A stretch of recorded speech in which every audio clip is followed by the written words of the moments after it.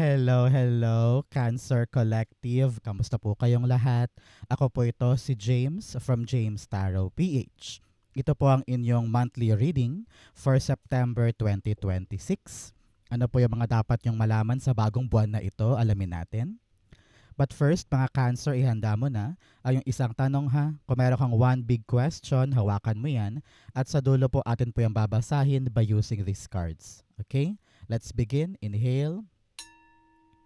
And exhale your cards for the month. Meron kang, nice. Huwag mo katakutan. This is beautiful para sa pagpasok sa'yo ng September. Okay? First, thank you muna mga mahal kong Cancer for sa mga hindi po nag-i-skip ng ads. Alam nyo naman, malaking tulong po yan. So thank you. At talaga namang very, very pleased po ako and appreciative po ako sa inyong walang sawang pagsuporta at pagtangkilik sa ating mga pagbasa. So please do not skip your ads. Thank you po. So, at the background of your reading, meron kang the Two of Cups. Very, very beautiful. Ngayong buwan na to, it's all about you appreciating and doing kung ano man yung mga bagay na pinapagawa sa iyo ng higher self mo. Ano ibig sabihin nun? Kung ano yung nakatadhana, tinatanggap mo. Na parang God, to my higher self, to my spirit guide and angel guides, kung ano yung destiny ko, kung ano yung para sa akin talaga, you will accept. Ramdam ko rin dito na kung meron ka mang interview, or pag-uusap, or meron kang training, or negotiation, this month will be fruitful. Merong magandang mangyayari pagdating sa mga bagay na yan. For others who are asking na sana magkaroon ng good development sa love life, this will be a good sign. Congratulations. Okay? Especially here, in your core energy, you have the End card. Diba sabi ko sa inyo sa opening, wag mong katakutan to, maganda to, no? Because something is ending. Maaring end na ng negotiation, baka end na ng transaction, baka end na ng interview or training, and you will have this beautiful, beautiful result. Kung akala mo matagal pa yan, akala mo parang tatagal pa ng 2 buwan o 3 buwan, pero bigla-bigla magugulat ka na, kompleto na, ayos na, nakasurvive ka na doon sa initial stage na mga dapat mong asikasuhin. So, palakpakan for you. Very, very beautiful ending yan, kaya maginhawang feeling ito. Okay? For some, sa mga balak dyan maghiwalay, yung mga talagang hindi na maisasalba ang relasyon, kailangan pag-usapan ng maayos. Bakit? For closure. Para meron kang natural end at meron kang lakas ng loob din to begin your life again. Okay? Marami kayong Cancer ngayon eh. Meron sa inyo matatapos yung pinaghihirapan, meron matatapos yung relasyon dahil nga mahirap na or talagang kailangan ng bitawan. Iba-iba kayo eh. So kung ano man ang magi-end ngayon, for better or for worse, it will be good para sa'yo. Kaya importante ang pag-uusap ngayon para ready kang humakbang sa next level. Okay? Clarify natin. The End card. Siya nga pala mga Cancer, mag-wish ka na ngayon, especially ito ay monthly reading. So i-wish mo na yan, idasal mo na yan, it will happen to you. Comment nyo po sa baba. End card. The Nine of Cups. Wow. 9 of Cups all about wish fulfillment. So ngayon, pumikit ka na din, mag-wish ka na. Talaga namang sinasabi dito na, yung wish mo, malaki ang chance ang makuha mo ngayon. Merong isang bagay na magi-end, kaya parang napakalaya ng feeling.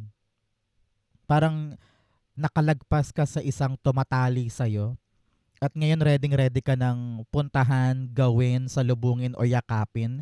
Yun talagang magudulot sa'yo ng satisfaction and contentment. And here you are with a conversation. Everything is going smoothly ngayon. Kaya mag-rejoice. Yung kalayaan, kaligayahan, yung fulfillment na nais mo, it will happen after this end. No? Napakaganda. At the bottom, the Ten of Pentacles. Yes, you are now focusing sa mga bagay na pangmatagalan. Ayaw mo na ng temporary, kaya siguro kinakausap mo. Ayaw mo na ng paandap-andap or paiba-iba or masyadong magulo. You want something solid. You want something na talagang hindi ako mangangapa or hindi ako mahihirapan dito. Pag permanente kasi sigurado, 'di ba? Kapag permanente, matibay, hindi ka mangangamba, no? So, ito yung mga bagay na tatahakin mo this September patulay. Maaring negosyo to or a permanent job or meron kang gagawin ng isang bagay na alam mong pangmatagalan mong panghahawakan. Congrats, congrats. Okay? In the area of what you need to focus on, meron kang the Page of Swords. Ang sabi dito ng yung spirit guides, you really need to maging curious, magtanong-tanong, kausapin, no? Both cards are telling me about communication. Huwag ka nang mahiya makipag-usap. Huwag ka nang mahiyang lumapit or alamin ang totoo. Yan. Alamin ang totoo sa mga bagay na kailangan mo talagang malaman at deserve mong malaman. Kung ikaw yung uri ng taong parang, ay ayoko muna, saka na lang, ayoko munang harapin. Baka lalong tumagal yung isang bagay. So now, your spirit guides are telling you to really reach out. Kahit parang feeling mo hindi ka pa ready o parang feeling mo hindi ka pa ganun kabihasa sa isang bagay, makipag-ugnayan ka lang, buksan mo lang yung yung tulay mo o yung communication uh, line mo para sa kanila. Nang sa ganun yung mga impormasyon mabilis ang daloy at hindi ikaw yung huling taong makakaalam ng mga bagay-bagay. Okay? Narinig ko rin dito, be approachable. Marami sa inyo mga Cancer parang mahirap lapitan or mahirap kausapin dahil nga very kayo protective. Hindi kayo basta-basta kumakausap ng kung sino man, no? Kailangan mo ng maani yung inyong tiwala bago kayo magtiwala din. But dahil sa ganun nga, parang nahihirapan kayong makasagap ng impormasyon or balita dahil may wall kayo So open yourself to other things. And be adventurous, be spontaneous. Sometimes may mga bagay na alam mo yon, you can think on your feet. Yung hindi malalimang pinag-iisipan, gora, parang ganon. So now is the right time for you to really explore and challenge yourself na mag-try ng mga bagong bagay. Okay? Clarify natin. May mga bata ba sa bahay ninyo? Because you have the Page of Cups and the Page of Swords. May mga anak ka ba? Apo, pamangkin, ganyan. Sabi dito, be with them. Parang kailangan nila ng supervision mo at payo mo. Parang ganon. No? Kung meron kang nakababatang halimbawang katrabaho, or kaklase, or kaibigan, kapitbahay na parang feeling mo, this person needs my guidance. Parang ganyan. Page of Swords, the Hermit card. Okay. Sabi dito ng yung spirit guides, imbes na mag-solo ka dyan or maghalokip-kip ka dyan, lalo ka lang daw madudurog or malulubog doon sa halo-halong naiisip mo Kasi you're trying to figure out on your own. Sinasarili mo yung mga bagay-bagay. But if you could just communicate, talk, speak, and be open to other people, yung mga hinaharap mo mag-isa, masosolusyonan siya kaagad. At yung realistic kong paraan, malalaman mo. Okay? Very, very tawag dito, makaka-relate ang marami dito dahil karamihan sa atin sinosolo lahat ng problema, sinosolo lahat ng issue, lahat ng bagay na kailangan nating harapin. Pero kung if you could just talk to your family, talk to your friends, talk to the right people, madali mo makikita yung solusyon. Okay? Importante yan.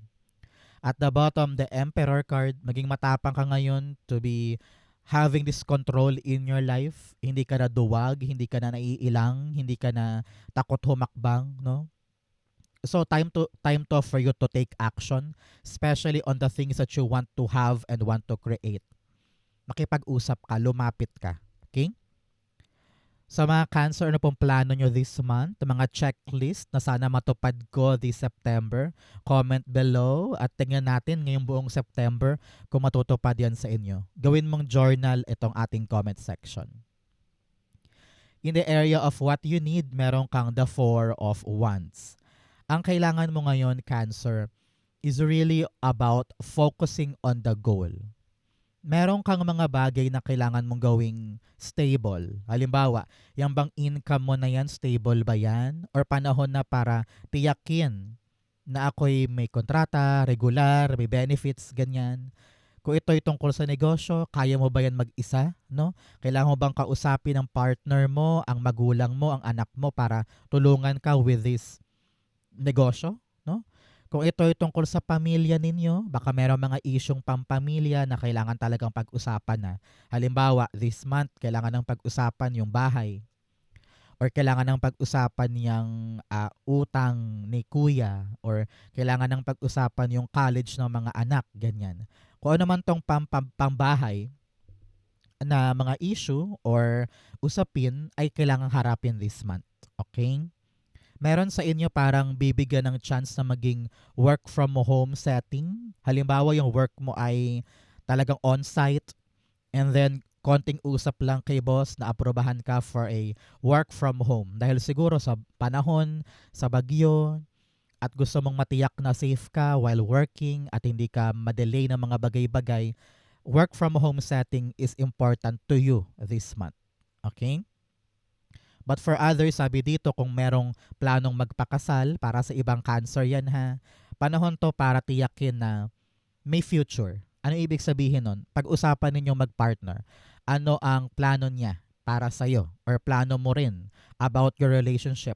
Kasalan ba to or bubukod na ba kayo? Mag-iipon ba para sa bahay?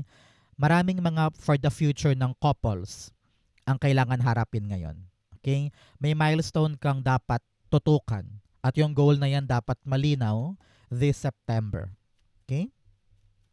Four of Wands, meron kang the Four of Cups, 4-4. Ang 4-4 po ay angel number of protection. You are safe, you are protected, you are balanced, everything is fine. Okay? Sabi dito ng yung spirit guides, you are masyado kang nangihinayang sa mga bagay na hindi gumagana, sa mga aberyang nangyayari. Imbes na tumutok sa mga positibo, inuuna mong damdamin or iyakan or i-big deal yung mga bagay na hayaan mo na, palagpasin mo na lamang. Ang importante, may paraan pa rin tayo para maabot natin yung mga pangarap natin. Okay? So always, sabi ko nga kanina, always be open. Open to new things. Open to new experiences. Kapag merong hindi gumana, okay lang. May paraan pa tayo para masungkit yung gusto natin. Meron sa inyo nag-aalangan eh. Nag-aalangan kang gawin yung isang bagay kahit kaya mo naman. So now, I don't know why. Parang sabi dito, huwag kang choosy ha. Kapag may dumating na chance na maaring magpalapit sa'yo sa goal mo, maaring yun. Kaya, be receptive, be open. At the bottom, Empress card. Meron kang binubuo, meron kang kine-create. Pero nagdadalawang isip kang yakapin yung responsibility. No? Parang iniisip mo, handa na ba ako? Ready na ba ako sa bago? Kaya ko na ba yun? Kahit kayang-kaya namang maging productive, maging successful, maging abundant dyan, parang hindi ka pa ganun kadesidido. So now, panahon talaga to for you to really think and search and ask yourself, ito ba talaga ang nais ko? Makipag-usap para malaman mo lahat ng impormasyon, para matimbang mo at makita mo kung tatanggapin ko ba yan, pupuntahan ko ba yan ba yung magpapa-fulfill sa akin this time. Okay? In the area of what's affecting your current energy, meron kang the Page of Cups. Magugulat ka this month, Cancer, tungkol sa mga bagay na mag-e-end. Na palang, wow, tapos na pala yun, okay na pala yun, ending na pala yun. Imbes na magdamdam, imbes na, well, may konting lungkot, may konting, wow, natapos din. Pero nandun yung part ng ligaya. Because you know, everything is working in your favor. Everything is working based on your tadhana. Kaya kung ano man yung mag-a-arise na mga pagbabago or ending, yakapin. Ito ang chance mo for newer life, okay? Hindi lahat nabibigyan ng gantong chance. Maraming tao sa mundo stuck sa isang bagay. Pero ikaw, binigyan ka ni God ng chance to end that and fulfill what you want. Kaya mag-rejoice, magsaya. Kailangan malinaw sa puso ni Cancer ngayon kung ano ba yung tawag ng kanyang damdamin. Masaya ka ba dyan? Yan ba talaga ang nais mo? Kung yes, ituloy-tuloy mo. Sabi dito, your heart matters. Because kapag nandyan ang puso mo, nandyan ang amor mo, hindi mo yan bibitawan. Tututukan mo yan. Okay? Page of Cups, the Ten of Pentacles. Yes, kitang-kita mo na parang yes, pang long term na to. I am now focusing on something that is real, that is true, that is valuable. Kung dati parang palipat-lipat ka, wala kang permanenteng bagay na ginagawa o parang feeling mo lahat umaalpas ng mabilis sa kamay mo, itong darating talagang ikakasurpresa mo pang long term eh. Ramdam mo na ito na yon, akin na to, dire-diretso na to, parang ganyan. At the bottom, the Ten of Swords, ready ka talagang bumangon na. Kung ano man tong darating na ito na ikakagulat mo, na parang, uy, nag-end na yung isang bagay, dumating yung isang bagong bagay, yes, yes, yes, this is my time. Pabangon na ikaw.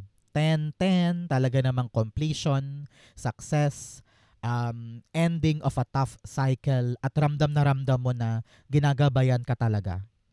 And here you are, in your near future, meron kang the Five of Cups. Five of Cups all about you accepting your new destiny. Accepting your new life. Kung saan maunlad, masaya, maligaya. At time and time again, mapapaisip ka doon sa dati mong buhay na parang nakakamiss yung mga alaala, yung mga kasama ko doon, yung mga kausap ko doon, yung experience doon, yung routine. Mamimiss mo yan, pero hanggang miss lang, no? It's all about you appreciating your life now, kaya naaalala mo yun, no? So it's all about accepting our destiny, accepting our fate, accepting our direction. At kung ano man tong yayakapin mo in the near future, kitang-kita ko dito yung kapanatagan dahil patas. Patas at balanse, no? So kung nasa buhay ka ngayon na nahihirapan ka, pagod ka, huwag ka mag-alala, it will be better soon. Especially sa pagpasok ng bagong bagay na ito.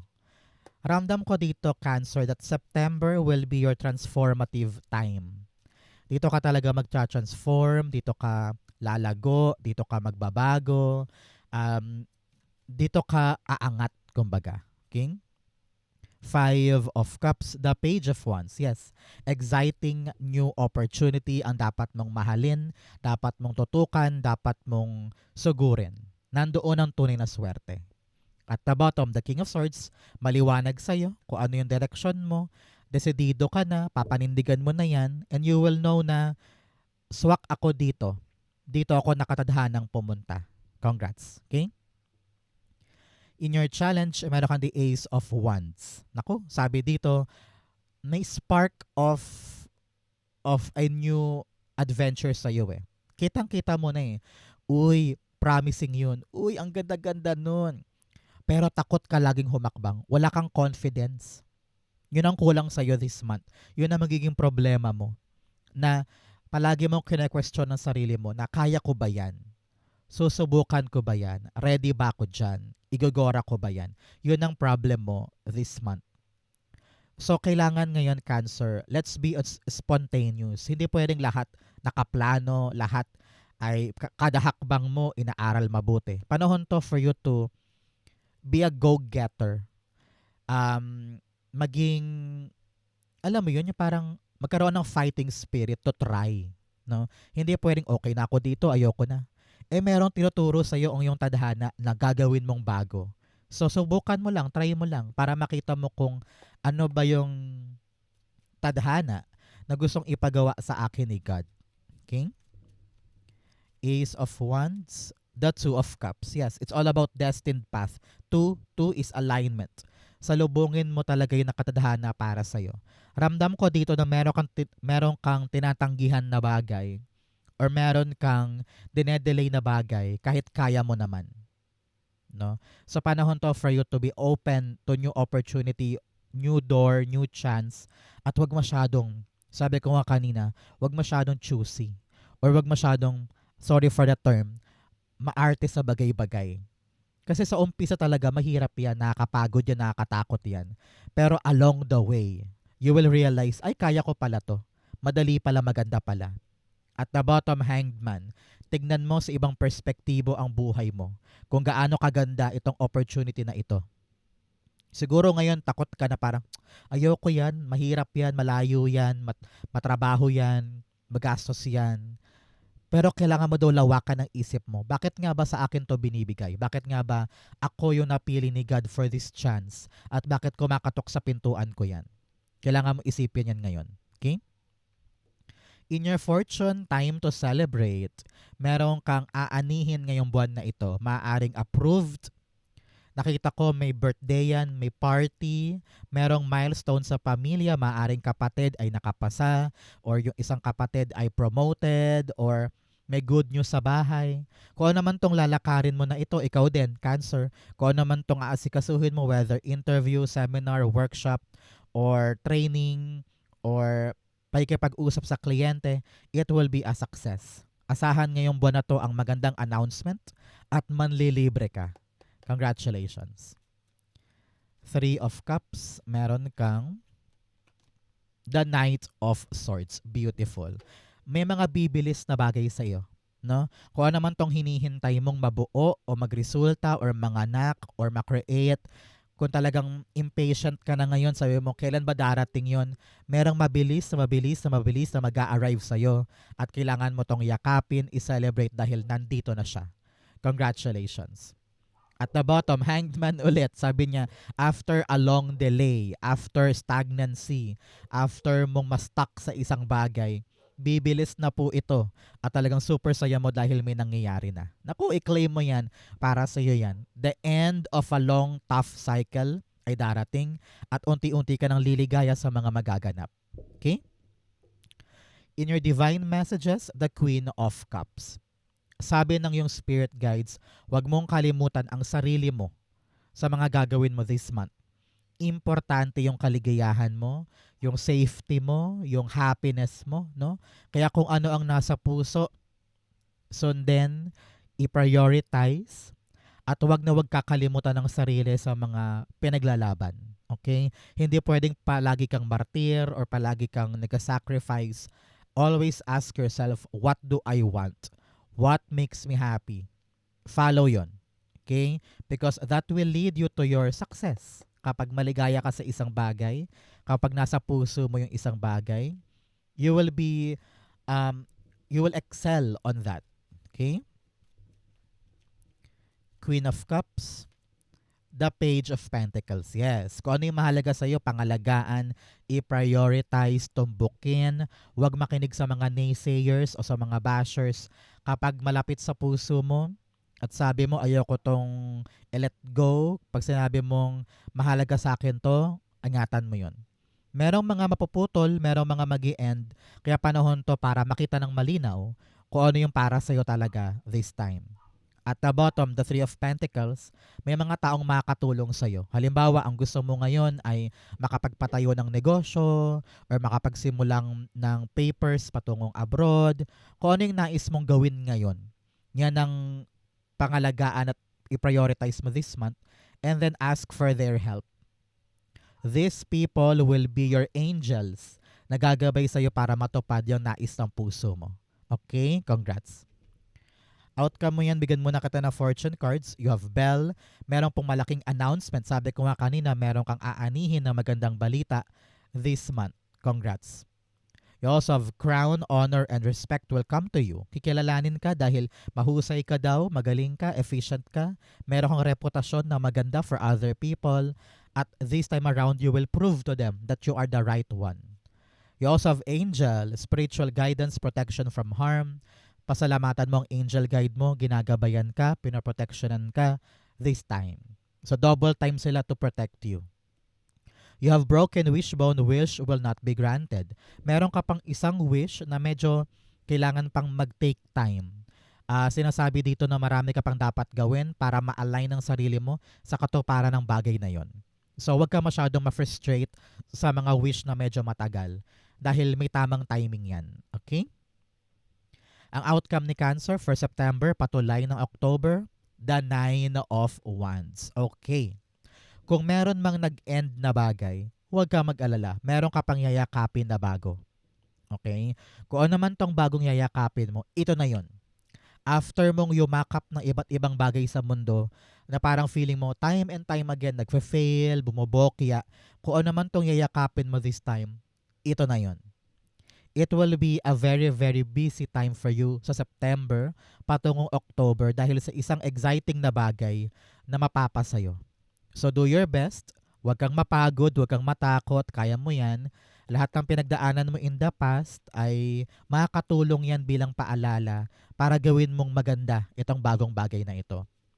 Nakita ko rin parang merong chance pa ulit sa mga negotiation about sa bahay, binebentang lupa, or pinapaayos na bahay. Okay? Nine of Wands, the Tower card. Things are changing once yakapin mo yung isang bagay na yan. Three of Cups. Panahon to para maghura. Hooray, ganyan. Kasi kung ano yung pinagsusumikapan na pagod ka na, may pagbabago. At yung pagbabago na yan, ikakasaya mo. Okay? At yan, makakasulong ka na, makakaabante ka na from this. So huwag kang matakot na gawin yung isang bagay na napakahirap kasi may katapusan yan, may changes yan, and soon you will celebrate. Okay? Congratulations. So Cancer, dako na tayo sa yung isang tanong, isang sagot. Pumikit ka na ngayon and think of that one question. Inhale and exhale. The answer to your question, you have the Three of Pentacles, the Six of Wands, and the Tower card. Beautiful. At the bottom, meron kang the Emperor card. Magpakatapang ka daw ngayon. Harapin mo kung ano man yung question mo. Parang ito na yung right time to take action on this and to do something about it. Meron kang mga taong makakatulong sa'yo. Gabay, maaring payo, maaring helping hand or assistance para manalo ka sa bagay na yan.